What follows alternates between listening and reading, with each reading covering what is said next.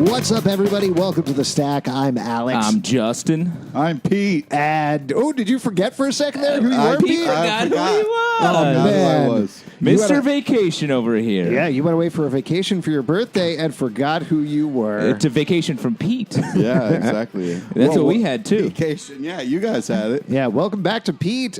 Pete, do you remember what comic books are? Yep. Yeah, They're, what they're are a they? total art form. Total art form. They are a pictorial art form, you guys, that work in concert with the words. And here are some words we're going to be talking about this week. Great. Specifically, 7 issues that dropped this very day on Wednesday. Let's kick it off with a big one. Infinity Wars #1 for Marvel Comics. It's finally here. We've been talking about basically every issue of this, all the Infinity countdowns, all the Infinity War primes, Infinity Wars Prime. I don't know why I can't say that. Yeah. But it's finally here, the big event, Infinity Wars #1. What do you think? How do you feel about this event? Forgetting about everything else before, how did this work as an issue? Man, I felt like if I just would have picked this up first, I would have felt amazing. But having read the other stuff and was like, oh, this is going to be good. Oh, maybe it's not. Oh, I don't know. So you're saying you had too much information? Yeah, I knew too much. I wish I could have gone in like a newborn baby to this issue. Well, every issue is like having a new baby for me because I'm a big comics fan. And I thought this is great. The Mike Diodato art is so good. So good. It's really amazing. Especially right at the top, there's this moment with between Star-Lord and Gamora that is just a beautiful cold open to this series. And I love the Infinity Watch concept. Everyone gets a stone. It's fun that they're all like sharing stones now. There's so many. Aw, sharing stones. This is interesting to me because it's structured less like a modern comic event and more like the Jim Starlin Infinity events, which frankly, I'm very down with. Yeah, if you go back and read them, not a lot happens for the first couple of issues. Yes. Like it is mostly exactly what happens here, where it's people sitting around or standing around talking about the stones, fighting a little bit, and then some big bad villain comes in, messes things up. Then they spend a lot of time kind of trying to figure out this epic cosmic disaster that's coming. Yeah. If you go back and read Infinity Gauntlet, that's pretty much to a T what it is. The other thing that I think is interesting about this, to Pete's point, is when you read Infinity Gauntlet or something like that, it's not standalone at all. Like you get into that first issue and it's like, oh, there's this guy Thanos that's been bopping around for a while and really messing with us. Yeah, we got to deal with bop. Yeah, now we got to deal with this a bit. Versus modern events, even if they don't have endings necessarily, they do seem to have more beginnings where there is an inciting incident in the first issue. But if anything, the inciting incident for this happened 1 issue prior in Infinity Wars Prime. I said it correctly. So it's a throwback with modern art is the way that I look at it. I feel like so many of the recent events have been structured like movies where it's like crazy thing to hook you and then all the repercussions. And to your point, this is more like a classic event, which feels more mythological, where it's like we know who our gods are and we just need they posture at the beginning and then we actually see what's going to happen. And I think Infinity Gauntlet is one of my favorite crossovers of all time, so I appreciate that and I'm excited about this. I'm also very curious how this is going to pan out because for those of you who haven't read any of the previous stuff, if you are wondering about the setup, the Infinity Stones are out there. Doctor Strange has gathered the Infinity Watch on Earth to talk about what they need to do. They think Thanos is coming, not knowing that somebody called Requiem killed Thanos in Infinity Wars Prime. So they're trying to figure out how to deal with that. Meanwhile, Loki is on the other end of the galaxy trying to figure out who's been messing with his stories. Yeah. And not changing the channel in the middle of his soap operas so much as like changing his history and messing around with history, which is a very Loki thing to be up to. Yeah. We get to meet an alternate universe Loki this issue, who's basically Thor with Infinity Stones. We learn a little bit more about the rules of these Infinity Stones, how they work cross-universe. The cross-universe, alternate dimension, messing with stories thing feels very DC to me. Yeah, definitely. And it's also like the way that Loki showed up with all the gemstones, all the stones from his dimension, and the hammer was like, to me, I was like, oh, I just pictured the source wall, and I was like, oh, I don't want to Yeah. do that. I don't want these guys to be hanging out with a giant wall of faces, which is very DC and not super Marvel. Can I ask you a question about the source wall? Yeah. Does it go all around the universe, or is it just like it always is pictured there's a top and the bottom to the wall, and I'm kind of like, why don't you just go under it? Oh, is there a top and a bottom? I've only ever seen it it's just one side of a panel. I've never seen it go. I don't Does know. it end? Well, then it's a sphere then, right? Like it goes around the entire DC Oh, universe. sorry, I'm a flat universer, Oh, so I don't man. believe in that shit. There we God, go. you I people think are the I don't worst. know. I think the Earth is round. It's just the universe that's flat. Okay. All right. Sure, no, sure. I think the Earth is flat and the universe is flat, but the moon is round. Oh, cool, man! You've It's been like gotta be it's dying to get it's like there. you ate a big sandwich and it's a little bump in your tummy. Oh, The boy. moon? Yeah. What a weird way to think of a circle or a sphere is you think of it as a piece of I'm food entering your I'm body. talking about like everything is a disc except for the moon, and you just see that. Can little I talk food about the bump. comic? We are talking about the comic. You are not. You're What's the talking about review of tummies. the You're talking Come about flat. on. Yeah, it's bullshit. I'm walking here. So what I didn't like about the prequel shit was that there was kind of all over the place. Where this issue really feels like it's designed from start to finish. Like this, you can tell the care because it It's starts. like a number one. Well, it also starts with this kind of beautiful thing and then comes back to that moment in the opposite way and is very powerful. Yeah. So you're I saying thought you this like that. this felt like a real event comic, and I was like, okay, fine. Yes, the number one issue of an event comic. Yeah. Yeah, Great. I'm kind of wait Fuck and you. see. I gotta Sometimes say number at this one moment. event issues don't feel like that, you fucking piece of shit. It's all right. Everybody, calm down. I think I'm kind of wait and see with this, just because, as we talked about, Infinity Gauntlet, all these other ones really panned out big by the end. Jerry Dugan is doing a really good job writing it. Like you mentioned, Mike Deodato's art and the layouts are gorgeous. Very cool. So that's very cool. But we'll have to see You're what just happens. gonna wait and see. I'm all in. Whoa. I'm all in. Wow. Really? You were tentative before. Yeah, by wait and see, I mean I'm going to pick up every No, issue. you No, said you're waiting to see. I'm gonna wait and see. Yeah. Ooh, You're all I'm coy. nervous. No. I'm going to wait here next to my stack of comics. I'm going to see them when I read them in an excited manner. That's what that Thanks for phrase is. really Right, I spelling that forgot out. wait and see is your most ecstatic review that you Yeah. Should we talk about any spoilers with it?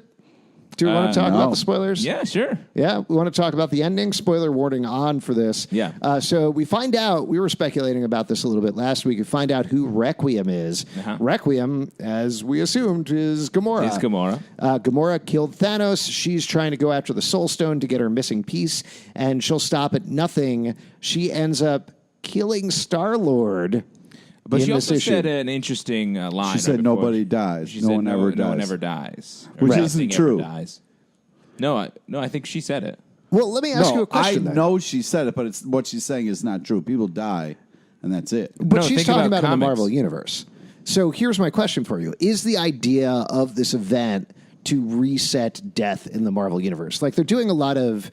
There's been a lot of stuff that has been reversed recently. Iron Man came back. Wolverine came back. There's been a War Machine came back. He died like a year ago or something. Yeah.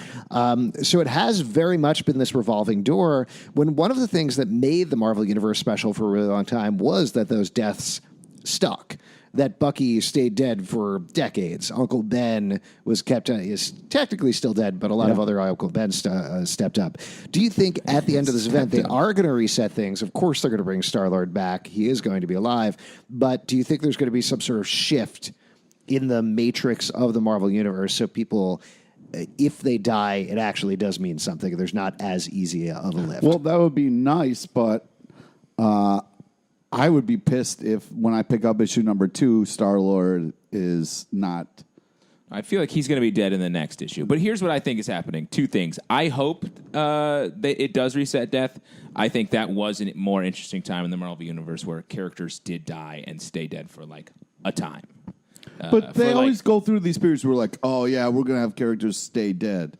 It's never true. Well, but also don't kill them then. It's like a lot of things. Like you can't unbreak a glass. So don't quit doing it. yeah, but you can glue it back together. Right, and I'm saying that's not a great glass. That's a worse glass. And when you have characters walking around being like, weren't you dead? Weren't you dead? It takes the stakes out of it. It's Yeah. a shittier glass. And secondarily, I think she killed Star-Lord, and maybe he's going to end up in Gem, the Soul Gem. Ooh. All 'Cause right. It seems like that's going to be an important part of this. Okay, well, let's move on and talk about another big issue, Justice League number 5 from DC Comics. Now, every 5 issues of this title, Yes. the Which point is of view great. is going to switch to the Legion of Doom, so technically this is Legion of Doom number 1. Sorry about tricking you guys with the whole name and number thing. How'd you guys feel about this one? This was fucking awesome, man. It was really intense. You love bad guys. Not all Bring the on the time. bad guys. Not all the time, no. But I love love the way Bad this Boys? started. I loved, the movies. Bad Boys 2? Yeah. Bad Boys 3? Did that happen? No, No, yet. they're Not still yet. working on it. Okay, great. Take your But time. yeah, love the whole thing about the Legion of Doom and the how the just the getting into how it can survive in the lava and how nobody can see it. I loved all that little geeky shit, and I also love how this really feels like holy shit. How is the Justice League going to win this? I mean, that's Scott Snyder's whole thing, is putting them in a place where it seems like... Sorry, my fax machine is ringing. I apologize. That's not how... That's a telephone. You get a lot of faxes? I do. Interesting. From who? From the 80s, mostly. Ooh. Wow. Back to the Future. I think Scott Snyder is sort of bringing the toys that I played with when I was a kid back to life, with the Legion of Doom, the Hall of Justice is back, all that. So I feel like... I'd say the same thing, but the metaphor I'd use is he's gluing my broken glass back together. Oh, sorry. Oh, It's still a interesting metaphor. Now it's a thank shitty glass, though. Oh, yeah. Okay, let's not use that metaphor. So for those of you who haven't been reading the title, the Legion of Doom, led by Lex Luthor, has discovered some weird flaw that they want to use in the universe. They are manipulating the Justice League to get what they want to do, which is essentially, as far as we can tell, destroy the entire universe and probably rebuild it in their image. This issue is filling in some of the dots, showing how Lex Luthor turned bad again, why he gathered the people that he gathered and got them together. This was kind of my favorite issue of this title so far. It was surprisingly straightforward. We've talked about how Snyder has been channeling the Grant Morrison of all, so it's been this crazy heady thing. This one was by James Tynion IV. It was a little more down to earth, even though there is insane things happening. To be honest, in a weird way, I don't know if it's totally necessary. Like, there were some nice holes that got filled in and other things where I was like, sure, that's fine. That's an explanation. That's all right.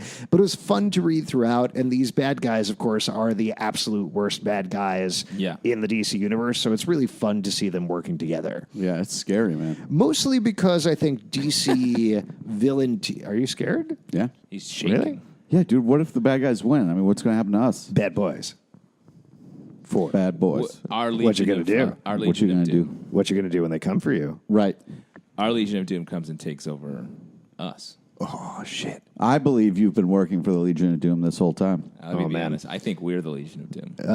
Turns out the no. Legion of Doom were inside of our hearts the whole time. I have no problem killing you both if you guys are able, just to put that out there. What's your test to know that we are? Yeah, that's a good question. You're just going to feel it in your gut? yeah, I'm going to go with my gut. Nah, great. Yeah, I if there were twins of you, Pete, I would be like, tell me something only the real Pete would tell me, and then I'd shoot both of you. Yeah. Jay, you can't be too careful. Yeah, You can't be too careful with the bad clothes Pete. walking around. Even if it was clear, like one guy was never Doesn't matter. Like told this like sunny story Something that weird's made going on there. linear I'm- sense and Yeah, was I'm like not in. grammatically. Oh, you would no. clearly know that wasn't me. All right, maybe I'd let him live. Okay. Moving on to Image Comics Leviathan #1. There's a new yeah. title by John Laban, Late of Chew, about a giant monster that attacks.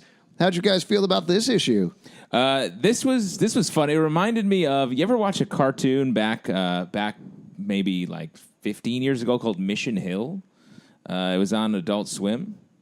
And maybe someone out there in the listener world has seen it. But What? it was like Help that, me out. that meets a monster movie. It was just a cartoon about people who lived in this neighborhood in San Francisco, I think, and dealt with regular problems. But this was like very Chew style, regular people hanging out, and then a big monster appears that was conjured up. and the monster is big. You get to see some real Donald Trump body. Yeah, that was pretty gross. Yeah, but funny. This feels very much like Chew, with a different take. Yeah, and it's the writing and the structure feels like a 1950s, 1960s monster movie. There's a little more going on. There is some funny, ridiculous stuff going on. I'm very curious to see how this pans out as a long-term comic book. I agree. It feels like a limited series. Yeah. And it's not, right? I don't think so. Yeah, we'll see. Definitely a fun debut. Moving on to Dark Horse Comics, Predator Hunter. I agree, for the record. Great. Thank you, Pete. Moving on to Dark Horse Comics, Predator Hunters 2, #1, where a bunch of mercs trying to take on a predator that they've fought before. Full transparency and honesty, I didn't read Predator Hunters 1 Okay. necessarily. But I think you could jump right into this. I felt that way. Yeah. I didn't read Predators Hunters 1. Dude. Oh, yeah. Do you think, here's a weird thing. Do you think they called it Predator Hunters 1? That's confidence, and I appreciate that. That is. That's ballsy. Yeah. That's Dragon Ballsy. That's the sort of ballsy that gets you hunted by the predator. Well, regardless of the first one, what do you guys think of this? I thought it was fun. There's a lot of talking in the middle, and I usually like talking. Yeah. But we have this scene where someone's about to be killed by some, I don't know what you want to call terrorists? them. Terrorists. It's a little bit, I see what they're going for here. Just standard what people think of as terrorists, stereotypical terrorists. And the Predator comes and kills all of them. And then we have a lot of talking, and then we see the Predator again at the end. Yeah, I agree with you. Not enough Predator. Too much talking. I'm going to throw it out there. I think there might be more Predator by the time this series wraps up. You're right. I really liked. I read the first kind of collection, and I really liked it. I felt like. Sorry, Predator Hunters 1. Right. Yeah. I feel like this is moving a little slower than I want. I figured after the first one we could get right into it, but in the first one too, we had to get like the team collected and It's like there is no budget. It's a fucking comic. Let's go, Predator Hunters. We get it. Let's get into it. Don't like spare it out. I have to say, it's funny reading a lot of these Predators comic books and Aliens comic books, and you can see how every time somebody comes on these titles, they think, oh, well, I saw the movies. That's what I want to write. And with Aliens, it's always like, there's a strong female heroine. Maybe there's a bad or good android. And then there's a little girl or boy that they kind of have to take care of. That's my thing. And then there's a bunch of jerks and a corporate dude who get eaten by aliens. Yeah. And then with Predators, it's like, here's a bunch of macho people that are roided out who are going to take out a predator, and they think they could take out anything. Boy, are they going to learn a lesson. And it's fine. There's something comforting about the formula, but I also prefer to see it shake it up a little bit. 100% agree. I feel like the last thing I want to see is what we've seen in the movies and of these licensed properties that you're mentioning. I want to see it in a completely different place. You want to see like a bunch of predators in an office doing small talk. Why aren't predators hunting humans? Like 6 predators are trying to chase down one guy. That'd be too easy for predators. Yeah. What if They don't. What if it was like they don't there's hunt a like predator? There's a bunch of predators, right? But there is like a strong female heroine and like an android with kind of shifting loyalties and like a little girl that they're protecting. Wow, that and then sounds a corporate great. dude who gets eaten by the predator. Wow, Interesting. That's Yeah. great. I really like that. What if it's like a predator who lives in a New York City apartment and he has like a crazy neighbor who's also a predator and he like is always coming in, but and he's a stand-up comedian. yeah. And then he has like a friend who like sort of fucks up a lot, but he's a predator too. Oh, okay. And then another friend who's a woman. Yeah, And she's she's a always predator. like hitting the other predators and yelling, "Get out!" Yeah. And she Yeah. dances bad. That predator dances bad. Man, Yeah. I like that. Those predators are making me thirsty. Woo! Another Image comic, 7 to Eternity, #10. Now, this has been a long delay. Bit on of a this break title. on this. You're a big fan of this I one, like this Justin, comic right? a Yeah, lot. you're a big fan. Yes. Yeah, Justin. Okay. Yeah, Not an Justin. accusation. I did nothing wrong You by being son a of a fan of bitch. it. You really like Rick Fuck Remender books. you. So Rick Remender, I I also feel like Rick Remender books. Yeah, I do too. When okay. he left sort of the mainstream superhero comic world and was like, I'm going to strike out and create my own individual, create-our-own titles. Right. He just started. He picked these artists that we hadn't really seen a ton of work from before, and he keeps he's using the Mark Millar model of like, I'm going to pick some great artists and make these series that I'm going to put all my time and creativity into, and he does such a great job. This one is an epic fantasy featuring a family, a king, a villain, the Mud King, who can give you your heart's desire if you become his, serve fealty to him. And this one family that refused to do it, and the first few issues were them capturing the Mud King, and then for a long time it's been the main character, walking him sort of back to this place so he can end his reign. And it's great. The Mud King is suddenly philosophizing a lot. You really learn that maybe he's not a hard villain. He's just trying to do his best for the country. The art is beautiful. It's just beautiful fantasy comic. I really love it. Yeah, I agree. I think it's too bad we get it at not on a regular basis. I think they're back on a schedule. I think they took a long break because the art is very detailed. Yeah, it's worth it. I mean, it's really sets up this world that sucks you right in, and I think it's very creative, very fun, and it's Rick Remender. So I'm like, oh, where's the tragedy? Yeah, I feel like I'm sort of a Rick recommender. Ooh. By the way, check out Justin's other podcast, The Rick Recommender, at rickrecommender.biz. Next up from DC Comics, Mr. Miracle, number 10. Man. Pete's favorite comic book in the entire world. Big fan, loves to joyously sit down and read an issue of Mr. Miracle. Now, if you haven't been reading it, the idea of the book is that Mr. Miracle and Big Barda had a baby and raised it happily, and only good things happened to them. Yeah, nothing bad. For example, last issue, they've been trying to prevent this war between Apocalypse and New Genesis. Mr. Miracle is now the High Father of New Genesis. And they were told by Apocalypse that the war was going to end. There would be no more fighting. In fact, Darkseid, who is the leader of Apocalypse, would completely retreat and never attack them again. On one condition, all they had to do was give up their child to Darkseid forever. And that's where we left the last issue. Jumping into this issue, it's the little kid's birthday, and they're celebrating a birthday and trying to figure out how to best celebrate it. Now, it was my son's birthday over the weekend. Oh, what a great parallel. Yeah, do you know what we did, which was kind of like fun, was we threw him actually a Batman birthday. This is 100% true, just like they do for the kid in the book. They have a little bit of an argument about that. We held it a little early before his actual birthday, and then we gave him away to my arch enemy for all time. You gave him away to Pete? Yeah. Thanks, Pete. Hey, no problem, man. No love more to see war. him again. Yeah. I'd love to see him Well, again. you can't. Nope. That was the bargain. Pete's going to raise him in his image. Ho!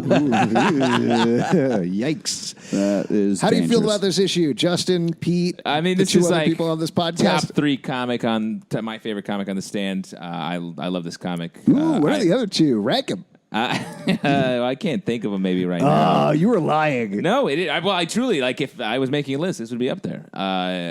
Just like The Vision, another Tom King product. We talk about word like Tom King fan fiction. Basically. Yeah, by the way, you should check out Justin's other podcast, Top King, at topking.edu. Yeah, everybody's a king, but who's the top king? I agree with you. This is so amazing. And also, like, there's a fun, like, kid drawing in the middle of this, which is really heartfelt. Also, this book it's so powerful that it's very interesting to read twice. Like, I purposely read this when I was in a bad mood, and then I read it when I was in a good mood. How did you know you were in a good mood? What is that like? Were you on vacation? Yeah. But it's just interesting how, like, you notice things differently depending on what you're bringing to that comic. And I feel like that's true for, like, movies and television, too. But, like, it's just so powerful and so well done. You can read it again and again and see different things and notice different stuff. But it's great. This book is just. I can't wait to see how this unfolds, and I'm so happy with the way they represent this relationship. You know, it is really well done. It's not a one-trick thing. It's not just background matter. It's an important part of who these characters are, and they fight on purpose and for reason, and Barda is just such a great character, and I'm really enjoying it. Let me ask you guys a question, because I was certainly, and I think you're supposed to wrestle with this while you're reading it. Mr. Miracle, for most of the book, is kind of wrestling with the idea of maybe it is worth it giving up my son if I can prevent the death of billions of lives. Big Barda doesn't even want to discuss it. Which side do you fall on? Oh, shit. Well, if I was presented with this? Yeah, if you were presented with this choice. Yeah, here's the thing. Like, yeah, it's interesting to see how he deals with it and how she deals with it. To her, it's not a discussion. To him, it's such a huge thing. Like, he's talking to strangers about it just to try to get perspective and a bouncing board for his ideas, just to see how it feels. But what would you, Pete, do? Oh, there's no way I would give up my fucking kid. Yeah? Yeah. Great. I'd find a way to make it work. Guess all those people will die. Yeah. What about you, Justin? Give up the kid, make another one. Immediately. Really? How about you? It's easy to make kids. I'm doing that right now. Oh, yeah? Oh, Well, I'm you're not. doing that? I'm not. My You- wife you is. did it. Yeah. I did my very small part. Oh, I'm sorry. I'll tell you what. I'm sorry it's so small. That's not the part I was talking about being small. It seemed that's what you were talking about. Zalman, what would you do? Yeah, man, I don't know. I am still, I keep going It back seems like and you forth. would give up your... I don't think so. I don't think that I could, ultimately. Like, the act of handing but it's over kind your of child. the right thing to do, right? I agree with you. I think ultimately, One life in for this billions? situation, sure, looking at it from the outside, like if I was looking at this couple, I would never recommend it to them. That'd be a I fucked would, up thing to recommend. Yeah, but I ultimately would look at it as like, if you can save these billions of lives and end war, particularly because this happened previously, right? It was Orion and, oh my gosh, who's the other guy who was switched with Orion? Like, that happened where Darkseid and Swapped a kid, yeah. Highfather switched a kid previously, so there's precedent there. So in this world of the comic book, it's a tradition. it's a tradition, but they talk about it where they say, well, we came through the other side. This happened to us. We were okay. Yeah. But I think for myself, the physical act of handing over a child would be impossible. I don't know how I could do that. Yeah. Just I mean, pick I the do kid. it almost every day when I drop them off Give at it camp. a Just pick the kid you like the least Yeah. Oh, that's true. and say the name right now. Pete. Ah, Last issue, we're going to talk about Death of the Inhumans #2. Last issue punched Pete right in the nuts. It was a real kick in the pads for him because, as the title said, many Inhumans died, including Maximus, Black Bolt's evil brother, and Lockjaw, the lovable teleporting dog. They are being killed by a guy named Vox, who is traveling with the Kree. The Kree are basically cleaning up their messes around the universe, and all of these different races that they raised up, that they made into humans, they're saying, you were supposed to be part of our army. This got screwed up. We're going to just cull everybody and rebuild our army of the Kree. We're dealing with the fallout of that this issue. How'd you feel about the second issue? It was a real Mission Impossible Fallout situation, I feel like. wow. No, Hot rap. I haven't seen that movie yet. I think that I like this. I mean, Donny Cates is just writing so many books and bringing so much like fresh language, just bringing the heat right now. Pizzazz. He has a lot of pizzazz. Yeah. He's like a rookie who's out there just crushing it every day. Oh, You know what I'm talking about? Yeah, I kind of do. And I and I think it shows. These books feel fresher than some other takes on the stands, and I like this a lot. The ending was great and horrifying. Yes. I mean, I like the fact that it started with the kind of slow start, the powerful, holy shit, putting ourselves back together. And it's fun to see Black Bolt get angry, you know, because he is so powerful. I want to see him lose his fucking shit, you know? Yeah, and you get to see that in this Yeah. issue. Now, Justin, I'm curious to hear from you, though, because we started off the podcast talking about Infinity Wars and the idea of death's lack of permanence or being too easy of an out where you just limit your story choices. So how do you feel about something like this where Yeah, they well- are killing off all the Inhumans? Yeah, like each issue, people are fucking dying, man. I mean, it depends on if they actually stay dead or what's the deal. Like, if the Inhumans haven't been super functional or busy in the Marvel Universe in a long time. So if they're going to like, oh, we're going to kill them and that's going to be it for a while, then yeah, I would say go for it. I mean, this is a spoiler now, obviously, but the death of Black Bolt or the killing of Black Bolt. Dude, spoiler, what the fuck? I just said spoiler. I know. At the end of this issue was like great and scary and like it was a well done story. So, Well, I mean, which hit you harder, Black Bolt or Lockjaw? This is a trick question. As your lawyer, I advise you not to answer this. I gotta say, obviously Black Bolt. Fuck you, man. God, I don't know. You saw why. that coming a mile away. I did see that coming a mile away. You fucking asshole. I'm sorry, You I were a can't- fucking heartless son of a bitch. I can't represent you anymore. Really? Yeah, I'm sorry. What I about represent Pete now. Oh, that's not how lawyering works. I'm pretty sure it does. I've seen a lot of TV shows. You just keep switching to Yeah, whoever wins an 100%. argument? I don't think Black Bolt is dead, though. They slit his throat. I think the idea there is that he is going to lose his voice, so he's going to have to rely on other abilities, other things, in order to get past this uber badass that is Vox. I think you're right. Yeah, but we'll see what happens. This is for all the grim and horribleness that's happening. A lot of fun to read. I am not curious. fun to read. Reading is fun. Yes. Nope. As a comic, as an oh shit dark big comic. As an event, it's fun to read. Nope. Okay. I'm sorry about my opinion. It's powerful and it's engaging. It's definitely worth picking up, but I don't know if I would use fun. It's fucking heartbreaking. What, do you read comics like it's a burden on your life? No, I read comics and I live the comic. And if it's fucking sad, then I'm live sad. the comic? Yeah. Yeah, if you want to fucking live the comic, go to Universal Studios Orlando, asshole. What does that mean? They have a Marvel Adventures Island. You can go live the comic. Oh, okay. I was a suggestion. All right. Really back down from that aggressive position very quickly. I can't do that to my client. Yeah. Wow. Thank you. Attorney-client privilege. I guess we'll just have to wait and see. If you would like to support this podcast, patreon.com/comic book club. Also, we do a live show every Tuesday night at 8 p.m. at the Pit Loft in New York. Come on down and please tell your friends about it. Also, bring them. Don't just tell them about it. Actually, actively encourage them to come. In fact, bring them and don't tell them. Ooh, tell them they're What? going to a Beyonce concert for free and then take them to come see Comic No, Book that's a Club. bad idea. No, we've had Beyonce on the show. Yeah, a bunch of we times. haven't. We haven't, actually. She Comic doesn't like Death of the Inhumans, which is very weird to me. Well, she wants to respect the deaths in the Marvel Universe like we talked about. Yeah. Pete, Friend us on Facebook so you get to know about the amazing guests we have on our live show. Follow us on Twitter at Comic Book Live. check us out at comicbookclublive.com for the podcast and more, and we'll see you at the comic book shop.